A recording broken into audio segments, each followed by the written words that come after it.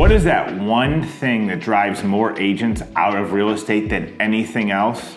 You do realize 88% of all agents fail within the first 5 years and are out of the real estate industry and they're back doing a 9-to-5 job. So what is that one thing? What is that main driver that pushes people out of the industry? Hey, I'm Mark here with the Hiller Group, brokered by eXp Realty. My team and I have you covered here along the beautiful Florida Panhandle from Pensacola all the way through Panama City. So what is that one thing? What is that one thing that drives? Guess what? It's the same reason most agents got into the industry. Freedom. What the hell does that mean, Mark? Freedom. Most agents fail to be able to hold themselves accountable and set a daily schedule for themselves. They can't properly time block. They let the day get the best of them and then ultimately get nothing done at the end of the day. So today we're gonna go over basically the day in the life of a great realtor, of a successful realtor, to see what that day really looks like on a timed block pattern to see how you can be successful. Hopefully you'll pull something from this. You don't have to do it exactly, but there's some really good tips in here that will help you succeed in your real estate career. So let's jump right in off of our list here. Wake up. First thing you have to do is wake up in the morning and you want to do what? Brush your teeth and go work out. Mark, I'm not a workout person. Okay, I get it. Go walk a mile. Go do some push-ups, go do some sit-ups, something to get the heart pumping. Because it's all for nothing if you go out and you crush the real estate career, make a ton of money, help a ton of families, and you haven't taken care of yourself, and then all of a sudden you get sick and you have no time to enjoy the fruits of your labor. So make sure you are putting your health first. When you're doing that, pick out your phone, snap a selfie. Take a picture of that daily when you're working out, and we'll get into that in a little bit later on. Next thing you want to do is grab a bite to eat. Grab breakfast with the family. If you've got kids, see them off to school, because now it's time to dive into your real estate business. 8 a.m., your morning preparation. You need to get your head right. What are you planning to do? Role play with some other fellow realtors if you have a group. If not, hit me up. I can get you lined up with multiple people that will role play with you. All right? Get your head in the right space. What are you committing to do today, right? Focus on today, not 10 years from now. What are you going to do today to make it a win for your real estate business? My suggestion is you get on the calls, you start prospecting, and don't stop till you set an appointment. Because if you don't have appointments, you don't have closings. You don't have closings, you don't have a paycheck. So if you commit to an appointment a day, guaranteed you're going to see the results from that. So as you sit down and you start getting ready to prospect for the day, let's say it's around 8:30, pull out that phone again, snap another selfie. Now I want you to post that with kind of your daily schedule, showing what you got on your schedule for the day. Reason for this, we'll get to in a minute. This is very important. Along with your selfie in the morning when you're working out, now your selfie when you're starting work, okay? You're starting your prospecting calls. Next thing you want to do is make sure you turn off your notifications. When you pick up the phone to start prospecting, whether you're calling warm leads, cold leads, whatever it may be, make sure you have all your distractions turned off. Your email notifications turned off, your phone notifications, everything. You want to be focused on what you're doing. Humans get sidetracked. I am horrible at it. I have basically untreated ADHD because of my alcoholism. That's another story. And I can't take the meds that I need to take. So I have to try to be super hyper aware of when I get off track, right? So turn off those notifications. That way you can be hyper focused on what you're doing right now. So you want to make those prospecting calls from 8:30 to about 10 o'clock. 10 o'clock comes around. What do you want to do then? It's time to follow up with some of those leads that you called previous days. Maybe you were getting them information about a property, but it's time to reach back out to those people you've already spoken to and give them updates on where they're at with their status, or if they needed a new search set up. Just reaching out to those people you've already been in touch with once. You also want to go ahead and check your email, make sure you don't have any super fires. What's a fire? A fire is only something that is going to keep a deal from closing on time, or a document or something you need to send over immediately because you have a closing in the next 2 or 3 days. It is not that you just had a lead reach out that's not going to be here for 8 months and they want to talk to you about a certain property, right? That is not an emergency. You need to stay focused on what you're doing right now. There'll be time for reaching out to that lead later on in the day. Next thing you want to do is with those selfies, okay? The reason for those selfies, the morning selfie, the selfie with your schedule of what you're going to be doing, it shows 3 things: work ethic, consistency, and trust, okay? Do you think those things are important when you're working with a buyer or seller? Sure they are. It's very important to build trust, show you're reliable, and show that you have strong work ethic and you're consistent. So every day doing the same picture every single day shows consistency, right? People want to work with somebody who's consistent, somebody who's reliable, somebody who has a strong work ethic. That's why those 3 things are crucial in help building your social media. So people, when they go to find you, they look at it, and people ask me all the time, Mark, you make that same post every single morning, a different quote, blah, blah, blah, blah. Yeah, go back how long I've been doing that. I've been doing that 3+ years. Why? It builds a level of trust with my audience. Clients have come to expect it each morning. I even had somebody reach out to me one morning, I forgot to post it, and they said, hey Mark, what happened to your post this morning? Duh, right? Guess what?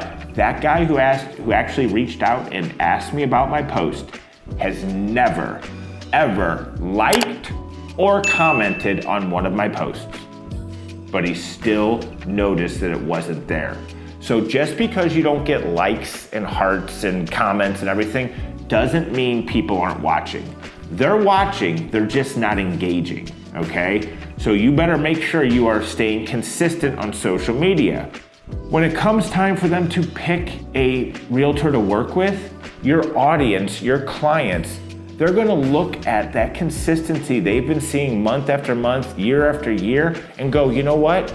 You're the only logical choice when it comes time for me to make a decision in selling my home. All right, next we've got 11 to 12 o'clock roughly, or 11 to 12, let's call it, right? You want to go back, double check your emails, double check any of those leads that maybe have reached back out, check your CRM to see if any new leads have come in, and reach out to those as quickly as you possibly can, okay? Next, grab some lunch.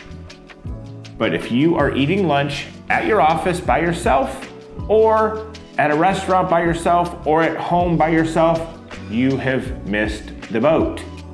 Try to schedule a lunch appointment every day with a new client, or a past client, or somebody in your sphere of influence. Don't waste that meal eating alone, unless you're in between appointments or something like that. But try to set an appointment with a potential lead, a past client, or somebody from your sphere that can refer you business. Make that lunch mean something. Make it mean something for your business that's going to push or drive the needle forward. Now after lunch, now is time for some administrative tasks. You may have to do some paperwork. You may have to make sure you've got addendums over to the title company, all the minutia. And I've got a super hack for you at the end of this video on how I can help you get over some of this middle minutia stuff, that the paperwork stuff that most agents don't like doing. Now we've got roughly around 2 o'clock in the afternoon.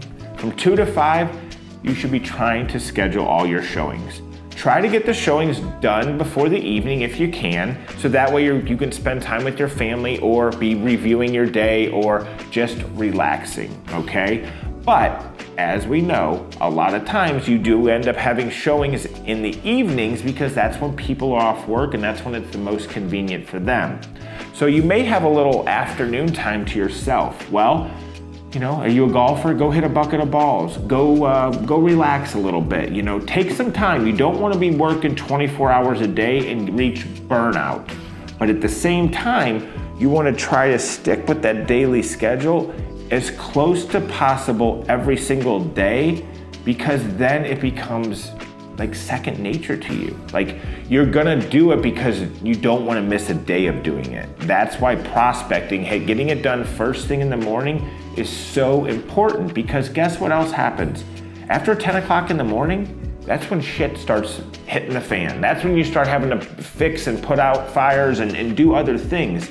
So a lot of people, if they don't prospect first thing in the morning, they just push it off. Oh, I'll do it tomorrow, I'll do it tomorrow. So from 2 to 5, you've got your client showings.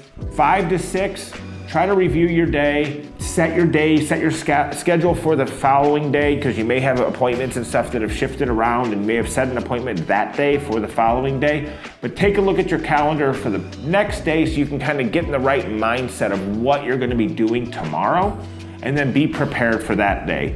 The rest of the evening, relax. If you don't have anything, relax. That's not what I did. I was obsessed with winning. So what I would spend my evenings doing is watching what was going on in the real estate world, watching podcasts, listening to YouTube shows, like anything I could do to absorb as much about real estate as I possibly could, I was in, right? The next thing I would do in those evenings was I was reviewing what my leads were doing on the website, checking their activity, seeing if any of them needed to have an email sent out to them or send them a video text. You know, I was taking that time when maybe I could get in touch with one of those leads because they weren't at work, by shooting them a video text saying, hey, you got time for a quick call? Every once in a while, it worked. Didn't work every single time, but it created good habits that I carry over still into today. Next, we've got that bonus hack I was telling you about. Here's the hack. Here's how you can be in 2 places at once. Here's how you can be doing 2 things at one time. Think about a virtual assistant. Virtual assistants are the hack. They're how you can get more out of a 24-hour day than a normal realtor. Having a virtual assistant, you can hand over some of those mundane tasks like sending feedback to agents after showings houses you showed for the day, scheduling your showings, right? You can have them pulling property reports. You can have them preparing offers. You can have them doing all the legwork back end, setting up a list for you of people to call the next day on your prospecting calls because they were hot on the website the day before. There are so many things that a virtual assistant can do for you to help fast forward your real estate career, right? But what happens is most agents look at it as, I don't have the money for that. I can't spend the money on that. There is a direct return on investment, ROI, for a virtual assistant, because you are literally buying back your own time, right? So when you buy that time back, it gives you freedom that you were looking for to begin with. It gives you options, because now you've bought a little bit of that time back. What can you do with that time?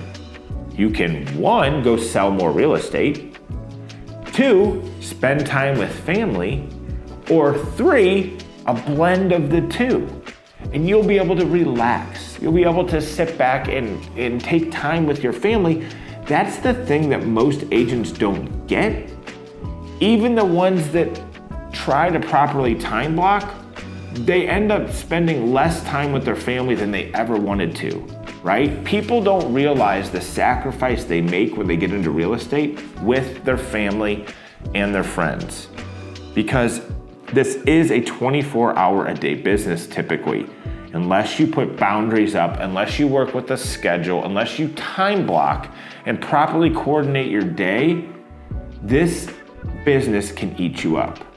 Hopefully this helps. If you need help with a virtual assistant, if you need help figuring out what you're gonna have the virtual assistant do, make a list of all the things you don't like doing that someone else could do, and there is your start of your job description that you would put out there looking for a VA. If you don't know where to start when looking for a VA, hit me up. I can help get you started. Hit me up too. I've got a download. I can give you the top 100 things that the VAs are doing for our team and that you could probably implement in your business. But VAs are the hack. They're the freedom that you've been looking for as an agent to help you stay on track, keep that daily schedule going so you can be the most productive agent you can possibly be. Hope this helps. Again, hit me up if you have any questions about the VAs or about this daily time block, and we'll see you on the next one.